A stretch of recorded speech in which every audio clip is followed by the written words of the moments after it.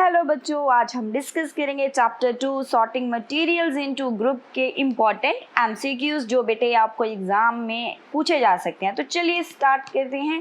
पहला क्वेश्चन है हमारे पास, what makes the basis of sorting material into groups. आपको पता ही है कि ये चैप्टर क्या है, सॉर्टिंग मटेरियल इनटू ग्रुप्स में है कि हम जो चीज़ों को क्या करते हैं, ग्रुप में सॉर्ट आउट कर देते हैं। ठीक है, तो हम किस चीज़ को देखकर ग्रुपिंग करते हैं। ठीक है, इसका बेस क्या बनाया हमने, किस चीज़ को देख के मीन सॉर्टिंग की जाती है चीज़ों की। मटेरियल, बहुत सारा मटेरियल पड़ा है आपके पास। ठीक है, यहाँ पे बहुत सारा डिफरेंट काइंड का मटेरियल पड़ा है। मान लीजिए यहाँ पे रेड कलर की बॉल्स हैं, येलो कलर की बॉल्स भी पड़ी हैं, बीच में ब्लू हैं, ऐसे डिफरेंट डिफरेंट कलर की बॉल्स पड़ी हैं। तो हम क्या देखेंगे, हम देखेंगे कि कौन सी बॉल्स सिमिलर हैं। ठीक है, एक तो हम देखेंगे कि सिमिलर कौन सी हैं, सिमिलैरिटीज देखेंगे। दूसरी हम देखेंगे कि डिफरेंट बॉल्स कौन सी हैं। तो ऐसे दोनों ही चीज़ों को देखकर हम क्या करेंगे, सॉर्टिंग करेंगे बेटा। तो यहाँ पे हमने फाइंड आउट करना है।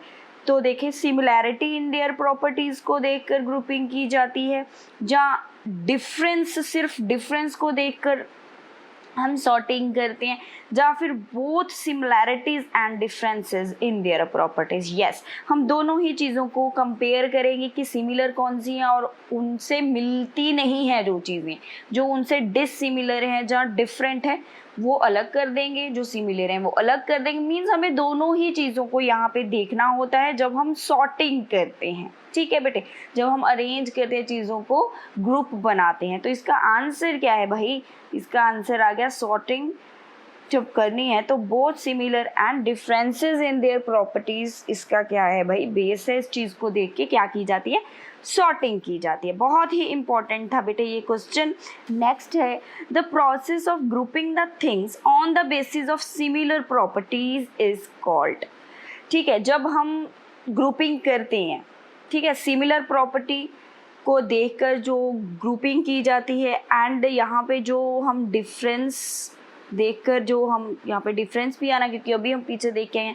मीन्स यहाँ पे जो ग्रुपिंग की जाती है on the basis of similar property and difference, उस चीज़ को बोला क्या जाता है। ठीक है, उसे क्या कहते हैं, उसे रफनेस कहते हैं, उसे क्लासिफिकेशन कहते हैं, मैटर कहते हैं, या अरेंजमेंट कहते हैं। चलो ये तो दोनों ही नहीं मैच करें, यहाँ पे हमने चूज़ करना है आंसर। तो बेटे इस चीज़ को हम क्लासीफाई और क्लासिफिकेशन करना कहते हैं, जब मीन्स सॉर्टिंग ऑफ मटेरियल। ठीक है, जब सॉर्टिंग ऑफ मटेरियल को एक नेम दे दिया गया है, वो नेम क्या है, वो नेम है बेटा क्लासिफिकेशन। ठीक है, मीन्स क्लासीफाई करते हैं हम चीज़ों को।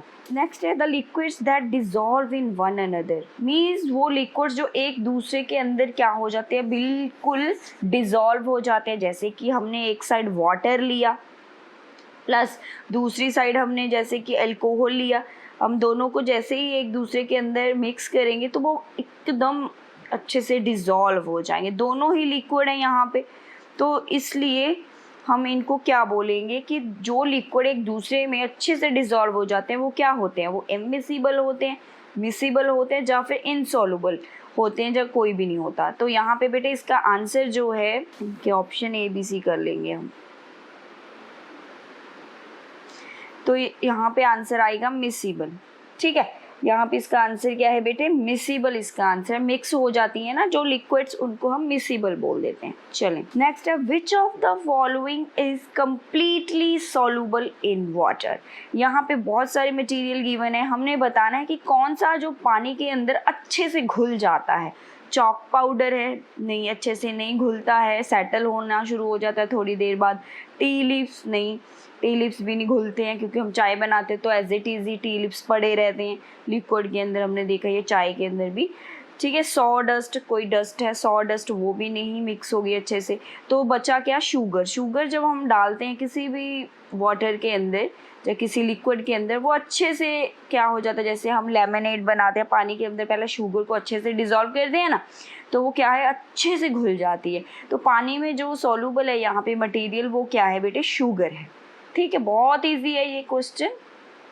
नेक्स्ट है, the property of materials to be compressed easily is, means कोई मटेरियल है, जैसे मान लो कोई बैलून था आपके पास, ठीक है, बैलून को हम ऐसे साइड में से जैसे प्रेस करेंगे, दबाएंगे तो ये अंदर को दब जाएगा, इधर से पकड़ के ऐसे अंदर को दबाते हैं हम तो वो दब जाता है। ऐसे कोई स्पॉन्ज का पीस है, ठीक है, स्पॉन्ज का पीस है, उसको हम दबाएंगे, प्रेस करेंगे तो वो प्रेस हो जाता है। इस प्रॉपर्टी को क्या बोला जाता है? जब चीज़ें कंप्रेस हो जाती हैं, प्रेस हो जाती है, जब हम उनको दबाते हैं तो वो दब जाती हैं, तो इस चीज़ को हम क्या बोलते हैं? सॉफ्टनेस बोलते हैं, हार्डनेस बोलते हैं, लस्टर बोलते हैं, जरा सभी चीज़ें इसको बोला जाता है। तो आपको पता है कि बेटे हार्डनेस तो मीन्स जब वो प्रेस नहीं होती है, बहुत हार्ड है, तो वो होता है। लस्टर होता है शाइन। तो कंप्रेसिबिलिटी से इन दोनों का कनेक्शन नहीं है। तो यहाँ पे सिर्फ सॉफ्ट चीज़ें, आपको पता है कि स्पॉन्ज बहुत सॉफ्ट है, बैलून भी सॉफ्ट ही होता है, तो जिस वजह से वो क्या हो जाते हैं? प्रेस हो जाते हैं। तो इस प्रॉपर्टी को सॉफ्टनेस बोला जाता है, ठीक है। Property of materials to be compressed easily is softness. इस प्रॉपर्टी को बोलते हैं हम सॉफ्टनेस। तो इसका आंसर था सॉफ्टनेस। नेक्स्ट देखें, the materials which allow light to pass through them completely. वो कौन से मटीरियल होते हैं जिनमें से लाइट कम्प्लीटली पास हो जाती है? लाइट की रेज के, अगर लाइट की रेज कम्प्लीटली पास होती है तो उन चीज़ों के बीच में से हम क्लियर देख सकते हैं, ठीक है, क्लियर दिखता है हमें। तो वो कौन से मटेरियल्स होते हैं? तो आपको पता ही है कि वो मटेरियल होते हैं ट्रांसपेरेंट, जिनके बीच में से हमें बहुत क्लियर दिखता है। क्यों? क्योंकि उनके बीच में से लाइट जो है वो कम्प्लीटली पास हो जाती है, इस वजह से, ठीक है बेटा।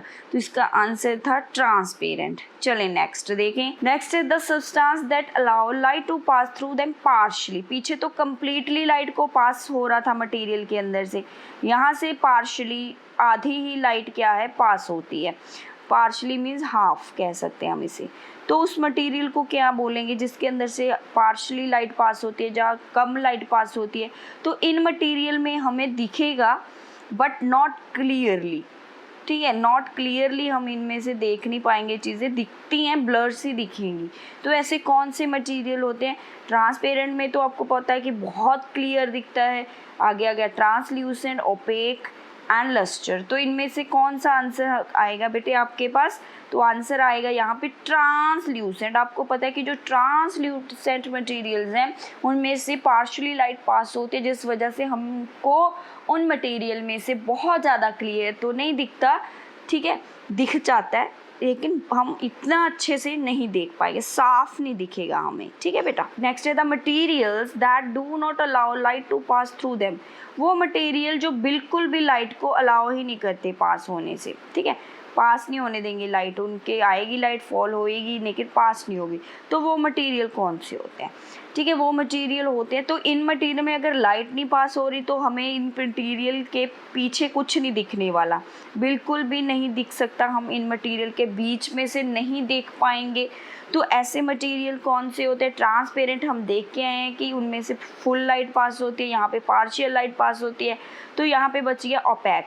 ओपेक ऑब्जेक्ट होते हैं बेटे जिनमें से लाइट बिल्कुल भी पास नहीं होती है और जिस वजह से हम इनके बीच में से देख नहीं सकते और ये शैडो भी बनाते हैं, ठीक है, तभी तो इनका शैडो भी बन जाता है। तो ओपेक ऑब्जेक्ट होते हैं। लस्टर तो बेटे आपको पता है शाइनी ऑब्जेक्ट के लिए यूज होता है, तो ये तो बिल्कुल यहाँ पे नहीं आने वाला है। नेक्स्ट है which of the following will get reddish brown in colour on exposure to air और मॉइस्चर। इनमें से कौन सा मटेरियल है जो जब एयर के एक्सपोजर में आता है, मॉइस्चर के एक्सपोजर में आता है, मीन्स वहाँ पे अगर उसको एयर और मॉइस्चर दोनों मिले तो उसके ऊपर रेडिश ब्राउन कलर की लेयर आ जाती है। तो ऐसा कौन सा मटेरियल? इसे हम रस्टिंग भी बोलते हैं, रस्ट हो जाता है जो।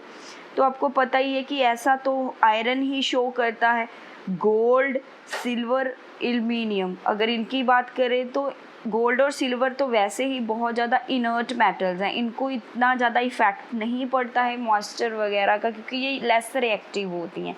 एल्युमिनियम के ऊपर एक एल्युमिनियम की ही लेयर जम जाती है, जिस वजह से उसको इतना ज़्यादा रस्टिंग नहीं होता है। लेकिन जो आयरन है ना, आयरन के ऊपर क्या है, रेडिश ब्राउन लेयर आती है, आपको पता ही है, आपने देखा भी होगा, तो इसे रस्टिंग ऑफ आयरन भी बोल देते हैं। तो रेडिश ब्राउन जो लेयर है सिर्फ आयरन के ऊपर हमें देखने को मिलेगी। सिल्वर का जो रस्ट है उसका कलर कुछ और होता है, ब्लैक हो जाता है सिल्वर, ठीक है, होता है इसको रस्ट, वो ब्लैक हो जाएगा, लेकिन आयरन यहाँ पे है जो रेडिश ब्राउन रस्ट शो करेगा। ठीक है बेटे, तो इसका आंसर है बेटे आयरन। क्लियर। नेक्स्ट है all gases in the air are dash conductors of heat. जितनी भी गैसेस हैं एयर में वो क्या हैं, कंडक्टर ऑफ हीट की गुड कंडक्टर हैं या बैड कंडक्टर हैं या दोनों ही हैं या some time good some time bad, ऐसा क्या है, कौन सा इसका आंसर है। तो आपको पता है कि जो कई बार हम सर्दी, देखो सर्दी होती है ना, सर्दी में हम क्या डालते हैं, स्वेटर डालते हैं। स्वेटर देखो कितना लूज नीटेड होता है, कितना लूज सा होता है, फिर भी हमें उसमें ठंड नहीं लगती। देखो क्यों, क्योंकि बेटा आइदर जो स्वेटर्स होते हैं वो लूज नीटेड होते हैं, लेकिन जो उनके अंदर स्पेस है, जैसे कि मान लो स्पेस है तो वहाँ पे एयर ट्रैप हो जाती है, एयर फंस जाती है, यहाँ पे एयर फंसी हुई है।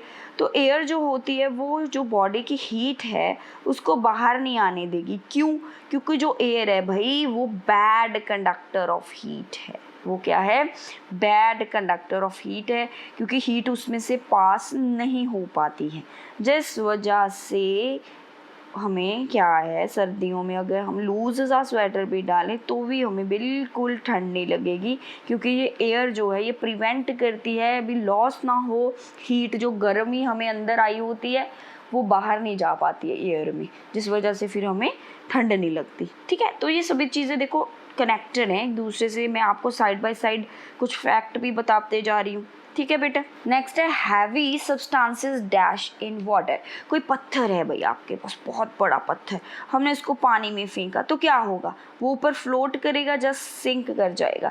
आपको पता है कि जो भी हैवी मटेरियल्स होते हैं यूजली वो क्या हो जाते हैं, सिंक हो जाते हैं, डूब जाते हैं पानी के अंदर। तो बेटे वो क्या हो जाएगा, सिंक हो जाएगा, डूब जाएगा, फ्लोट नहीं करेगा। समटाइम सिंक ऐसा तो कुछ नहीं होगा, फर्स्ट फ्लोट देन सिंक ऐसा भी कुछ नहीं होने वाला। तो यहाँ पे जो इसका आंसर है, आपको पता है जो हैवी चीज़ें होंगी, जैसे कोई मेटल होगी, जग जैसे स्टोन है, बड़ा पत्थर था, ठीक है, हैवी होता है आपको पता ही है, तो वो चीज़ें सिंक करेंगी पानी के अंदर, हैवी चीज़ें डूब जाती हैं। ठीक है, क्योंकि उनकी डेंसिटी ज़्यादा होती है, डेंसिटी मोर होती है एज कम्पेयर टू वाटर। अगर किसी मटेरियल की डेंसिटी कम होती है पानी से तो वो फ्लोट करती हैं। ठीक है, नेक्स्ट है which one will show a metallic lustre. कौन सी चीज़ यहाँ पे मेटेलिक लस्टर शो करेगी, शाइन करेगी, means any surface of metal, हर एक सरफेस शाइन करती है। तो आपको पता है कि कुछ ऐसी मेटल भी हैं जो डल होती हैं, जैसे आयरन इतना ज़्यादा शाइन नहीं करता है, सोडियम, ठीक है, ऐसे बहुत सारी मेटल है जो शाइनिंग नहीं है हमारे पास। ठीक है, उसके बाद freshly cut surface of metal, कोई फ्रेश मेटल का पीस है वो शाइन करेगा, या फिर freshly cut surface of non metal. Non metal आपको बिल्कुल याद होना चाहिए कि ये तो डल होती हैं, इनकी अपीयरेंस डल होती है, ये बिल्कुल डल अपीयर्ड हैं, तो चाहे फ्रेश काट लो चाहे जैसी भी है पर वो डल होंगी। सरफेस ऑफ ऑल मटेरियल, जितने भी मटेरियल है वो कहता है कि सभी लस्टरस होते हैं, तो नहीं, ज़रूरी थोड़ी है, स्टोन जो है वो लस्टरस नहीं होता है। तो कौन सा यहाँ पे भाई आंसर आएगा, तो हमें देखना है कि जो बेटे फ्रेशली कट पीस होता है हमारे पास, फ्रेश जो मेटल होगी ना वो शाइन करेगी, थोड़ी देर बाद जब हम उसे यूज़ कर लेंगे तो वो डल हो जाती है। तो आपको पता है कि घर में कोई नया बर्तन आता है, ठीक है ना, कितना शाइन करता है वो, उसके अंदर आपका फेस भी नज़र आता है, तो वो क्या है, लस्टर है, शाइनी होता है, थोड़ी देर बाद यूज़ करने के बाद वो भी डल हो जाते हैं। तो फ्रेशली कट सर्फेसेस होती है ना जो मेटल की, वो लस्टर शो करती हैं, तो इसका आंसर बी था बेटा। नेक्स्ट है an oily thin paper sheet will be. कोई पेपर है उसके ऊपर ऑयल सा लग गया, पैच डल गया। कई बार होता है ना, हम खाना खाने के बाद कुछ लिखते हैं तो लिखा नहीं जाता, पेपर पैची, ऑयली सा पैचेस बन जाते हैं उसके ऊपर, तो फिर वो कैसा हो जाता है, ट्रांसपेरेंट होता है, ट्रांसल्यूसेंट, ओपेक हो जाता है, या फिर हमें पता ही नहीं चल रहा वो क्या है, प्रेडिक्ट ही नहीं कर पाते हम, पता ही नहीं चल रहा। तो आपको पता है कि जब ऑयल लग जाए ना किसी पेपर के ऊपर तो वो ट्रांसपेरेंट तो नहीं होता कि उसके बीच में से आप क्लियर देख सको, ओपेक भी नहीं होगा कि बिल्कुल ही ना दिखे, तो वो थोड़ा सा ब्लर सा हमें उसके बीच में से दिखना शुरू हो जाता है। दूसरी साइड पे अगर किसी पेपर को हम ऑयल में डिप करके थोड़ा ड्राई करके देखो, साफ करके देखो ऑयल, तो देखो वो पैची सा हो जाता है, उस पर ऑयल पैच बन गया यहाँ पे, तो उसके बीच में से ना हमें कुछ दिखता है लेकिन इतना क्लियर नहीं, तो वो ट्रांसल्यूसेंट बन जाता है वो पेपर। ठीक है, तो ऑयली थिन पेपर जो होगा वो कैसा होगा, ट्रांसल्यूसेंट बन जाता है। ठीक है बेटा। Next, purpose of sorting materials into group is. हम क्यों करते हैं भाई सॉर्टिंग चीज़ों की? हमें क्या पड़ा है कि हम चीज़ों को अरेंज करके रखें, सिमिलर चीज़ों को अलग कर दें, जो डिफरेंट होती हैं उनको अलग कर दें? क्यों करते हैं हम? To study their properties, convenience के लिए या इनकन्वीनियंस के लिए, जब बोथ ए एंड बी। तो आपको पता है कि जब हम सॉर्टिंग करते हैं, जैसे आप किसी शॉप में जाते हो, आप कह रहे हैं अभी भैया मुझे ना लक्स साबुन दे दो, तो वो क्या करता है, उसने ऐसे ना ऑलरेडी अरेंज करके रखे होते हैं, यहाँ पे लक्स लक्स साबुन रखे हैं, यहाँ पे डब वाले रखे होते हैं, ठीक है, यहाँ पे कोई और ले लो आप, कोई भी गोदरेज ले लो, जैसे कितनी तो ऐड आती है, जैसे सैंडल वाला पड़ा है यहाँ पे, सैंडलवुड का, तो आपको तो लक्स चाहिए, तो वो इजीली यहाँ से उठाएगा, आपको दे देगा, ठीक है। दूसरी साइड किसी और शॉप में देखें, वहाँ पे आप गए, गलती से चले गए, आपको पता नहीं था, ठीक है, आपके मम्मा ने फटाफट से कहा कि जल्दी से 1 मिनट में साबुन लेकर आ जाओ, हमारे घर में ना गेस्ट आने वाले हैं, साबुन खत्म हुआ है। तो आप दूसरी शॉप में गए, उसने ना ऐसे ढेर लगा के रखा था, बीच में लक्स, बीच में डब, बीच में ही गोदरेज वाला, बीच में ही बर्तन साफ करने वाला साबुन था, बीच में कपड़े धोने वाला। तो आपने उससे बोला कि भैया नहाने वाला लक्स साबुन दे दो, तो वो ढूंढता फिर रहा, भाई उसको ढूंढ, इतना बड़ा ढेर लगा था साबुन का, उसको मिल ही नहीं रहा, तो ये तो बहुत टाइम लगा रहा है, आपके पास टाइम कम है, तो आप कहते हो कि अरे भैया रहने दो, मैं दूसरी शॉप में ट्राई करता हूँ। फिर आप नेक्स्ट शॉप में मूव हो जाते, उसने तो ऑलरेडी पहले ही अरेंज करके रखे थे, तो फटाफट से दे देगा आपको। तो देखो कितना कन्वीनियंस हो गया, ये चीज़ उसके लिए कितनी ईजी हो गई है। यहाँ पे ईजी नहीं थी, तो एक तो स्टडी करना, उसको फटाफट से उसने स्टडी किया कि लक्स कहाँ पे पड़ा है, एकदम से उसको दिख गया वो, ठीक है। तो ऐसे हम चीज़ों को स्टडी भी कर सकते हैं। ये तो चलो हमने किसी शॉप का आपको एग्जांपल दिया है, तो बेटे हम साइंस में तो बहुत सारी चीज़ों को क्या करते हैं, सॉर्टिंग करते हैं, जैसे कि हम मेटल्स को अलग कर देते हैं, नॉन मेटल्स को अलग कर देते हैं, ताकि बेटे हम उनकी प्रॉपर्टीज़ को स्टडी कर सकें कि उनकी प्रॉपर्टीज़ क्या हैं। अगर हम उनको प्रॉपर्टीज़ को ईजिली स्टडी कर पाएंगे तो हम उनको ईजिली यूज़ भी कर पाएंगे, हमें पता चल जाएगा कि हमने उसको कहाँ पे यूज़ करना है। तो ऐसे कोई भी मटेरियल की स्टडी ईजी हो जाती है, कन्वीनियंस हो जाता है काम, हमारा टाइम भी सेव होता है। तो ये पर्पस है हमारे पास सॉर्टिंग ऑफ मटेरियल का। तो यहाँ पे बोथ ए एंड बी दोनों ही क्या है, यहाँ पे पर्पस हैं इसके। तो आंसर में आने वाला है आपका सी ऑप्शन। तो आंसर क्या है बेटे, यहाँ पे सी है, ठीक। तो चलिए नेक्स्ट है which is the set of transparent material. यहाँ पे हमने देखना है कि कौन सा ट्रांसपेरेंट मटेरियल का सेट है, कोई ग्लास है, कोई एयर है। ऐसे कोई ग्लास है कांच का, बिल्कुल ठीक है, ग्लास वैसे भी विंडोज़ में भी ग्लास लगे होते हैं, स्पेक्स का ग्लास है, वो क्या है, दोनों ही सभी ट्रांसपेरेंट होते हैं। एयर भी ट्रांसपेरेंट होती है, तो ये दोनों ही ट्रांसपेरेंट है। तो ये नहीं कि आपको दिख गया पहला ऑप्शन टिक करके साइड हो जाए, सभी आपने ऑप्शन रीड करने हैं बेटा। नेक्स्ट है वाटर एंड ग्लास। आपको पता है कि पानी भी बिल्कुल ट्रांसपेरेंट होता है, उसके बीच में से भी दिखता है, ग्लास ऑलरेडी ट्रांसपेरेंट हम पहले ही देख चुके, तो ये दोनों भी ट्रांसपेरेंट है। चलेंगे नेक्स्ट है एयर एंड वाटर, ये भी दोनों ट्रांसपेरेंट है। तो ये तो सभी ट्रांसपेरेंट हो गए। तो फिर एंड में देखेंगे क्या है, ऑल ऑफ दीज। तो यहाँ पे आंसर आएगा ऑल ऑफ दीज। कई बार बच्चे क्या करते हैं, उन ओवर स्मार्ट बन जाते हैं पेपर में कि मुझे तो आता है सारा कुछ, तो वो क्या करते हैं, फर्स्ट ऑप्शन वो रीड करते हैं, वहीं पे टिक कर देंगे, क्योंकि उनको लगता है कि पहले नंबर पे ही ऑप्शन मेरा आंसर सही मिल गया, तो टिक कर देंगे। वो नेक्स्ट ऑप्शन रीड ही नहीं करते, तो गलत हो जाता है। फिर कहते कि भाई मेरा तो बहुत अच्छा पेपर किया था, मैम ना मुझसे जलते हैं थोड़ा सा, तो उसने मेरे नंबर काट लिए। तो आपके मन में ना ऐसे मन घड़त कहानियाँ बन जाती हैं। तो ऐसा कुछ नहीं होता बेटा, हमारी ही थोड़ी सी क्या हो जाती है, लैकिंग है कि हम ध्यान नहीं देते चीज़ों पे। तो बेटे जब भी कोई भी आपको क्वेश्चन आए, सबसे पहले हमने उसको पूरा रीड करना होता है, ध्यान से पढ़ो, जल्दी में हरी नहीं करनी हमने पेपर में। कई बार हम बहुत जल्दी करने की सोचते हैं, तो हमारा सारा गड़बड़ हो जाता है।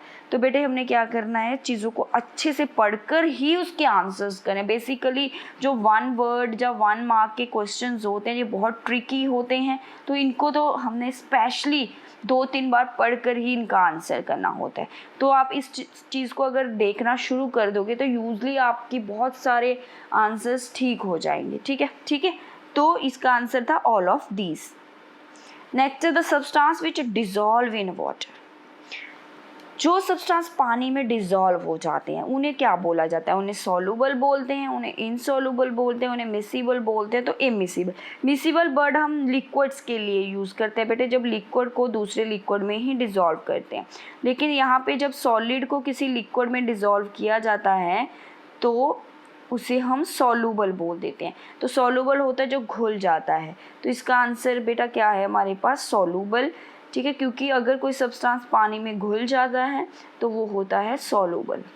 नेक्स्ट है ऑल ऑब्जेक्ट हैव डिफरेंट, सभी ऑब्जेक्ट की डिफरेंट शेप होती है, ऑब्वियस डिफरेंट शेप के हमारे पास मटेरियल्स होते हैं, कलर भी डिफरेंट होते हैं, प्रॉपर्टीज़ भी डिफरेंट होती हैं। तो ये नहीं कि आपने पहला वर्ड रीड किया और आंसर कर दिया, एंड में है ऑल ऑफ दीज। तो सभी चीज़ें अगर हम देखें तो सभी चीज़ें सभी ऑब्जेक्ट के अंदर सेम तो नहीं होती, शेप भी अलग होती है, ठीक है, कुछ चीज़ें स्क्वायर होंगी, कुछ राउंड होंगी, कुछ इरेगुलर भी होंगी, कलर कोई रेड होगी, कोई पिंक होगी, कोई येलो होगी, प्रॉपर्टीज़ कोई हार्ड होगी, कोई सॉफ्ट होगी, कोई शाइनी होगी, कोई शाइनी नहीं होगी, ठीक है, ऐसे बहुत सारी प्रॉपर्टीज़ आ जाती हैं। तो ये सभी डिफरेंट होंगी डिफरेंट मटेरियल्स में, तो इसका आंसर बेटे ऑल ऑफ दीज है। क्लियर। नेक्स्ट क्वेश्चन है दो substances which allow the transfer of heat through them called, ठीक है, वो सब्सटेंसेस जो हीट को अपने बीच में से पास होने देते हैं उन सब्सटेंसेस को क्या बोला जाता है बेटे, उन्हें कंडक्टर ऑफ हीट बोला जाता है, नॉन कंडक्टर ऑफ हीट बोलते हैं, ट्रांसल्यूसेंट या ओपैक बोला जाता है, क्या बोला जाता है।